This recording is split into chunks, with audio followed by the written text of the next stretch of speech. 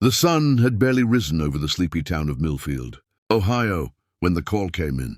The prototype engine, an advanced model meant to revolutionize the aviation industry, had failed during a routine test. It wasn't just a small glitch. The entire system had locked up, refusing to restart. Engineers from across the country, some of the brightest minds from elite firms, had already tried their best. Despite all their efforts, the engine remained lifeless. The government-backed project was on the verge of cancellation, and the pressure was building fast. In the midst of all the chaos, a name kept coming up, not from within the professional world, but from a few local workers who remembered someone from years ago. His name was Mike Harris, a retired mechanic who once had a reputation for solving the unsolvable. But Mike had passed away 2 years earlier, and the only one left behind was his teenage daughter, Emma. Emma Harris was just 19. She wasn't an engineer. She wasn't even in college yet. She worked part-time at a hardware store and spent the rest of her time restoring old cars in the garage behind her house, her father's old garage. Most people in Millfield knew her simply as Mike's girl, the quiet one who'd grown up around engines and tools. She didn't look like someone who could save a multi-million-dollar project. But appearances can be deceiving. When Emma heard about the engine failure, she didn't immediately think she could help. But something kept tugging at her mind. She had seen something like it before, an old drawing in her father's dusty notebooks. She remembered the way he used to sketch out strange engine models late at night, mumbling about missed opportunities and lost ideas. Her curiosity pushed her to drive down to the testing facility just outside town. At first, no one took her seriously. A 19-year-old girl showing up at a high-security project site asking to look at the engine didn't exactly inspire confidence. But a few of the older mechanics, ones who had worked with her father years ago, recognized her and vouched for her. Reluctantly, the project lead allowed her a single hour to inspect the machine. Emma entered the hangar slowly, taking in the size and complexity of the engine. It looked nothing like the machines she was used to, but she wasn't intimidated. She opened her backpack and pulled out a leather-bound notebook, her father's. Inside were pages full of handwritten notes, scribbled diagrams and what looked like forgotten designs. She flipped through the pages quickly, her eyes scanning for something familiar. Then she saw it, a sketch that looked eerily similar to the engine in front of her. For the next hour, she worked in silence. No fancy equipment, no advanced tools, just a flashlight, a wrench, and instinct. The engineers watched from a distance, whispering among themselves, unsure whether to laugh or be impressed. Emma made a few small adjustments, then reached into the panel to realign a hidden valve most of them hadn't even noticed. Finally, she stood back and gave the signal. The lead technician hesitated, but pressed the start button. The engine sputtered, coughed, and then roared to life. Gasps filled the room. The impossible engine had started, not because of a team of experts, but because of a teenage girl with a notebook full of forgotten brilliance. No one said a word for a moment. All eyes were on Emma. She didn't smile. She simply looked at the engine, then up at the sky as if her father was watching. Word spread quickly.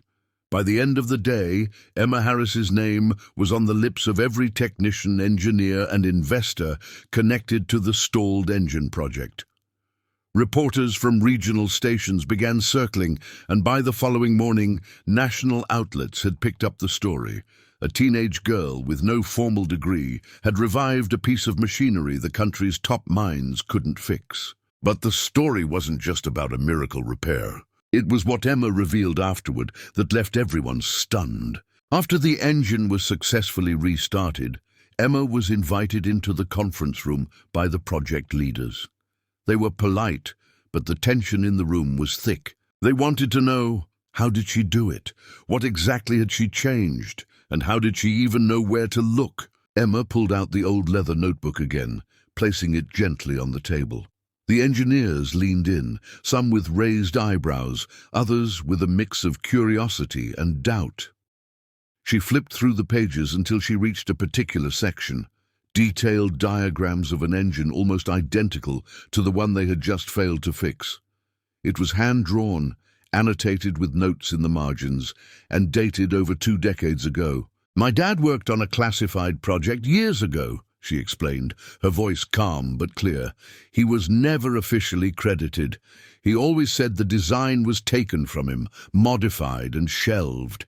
He didn't have the power to fight back, but he kept every note, every version. This engine is just a newer version of his design."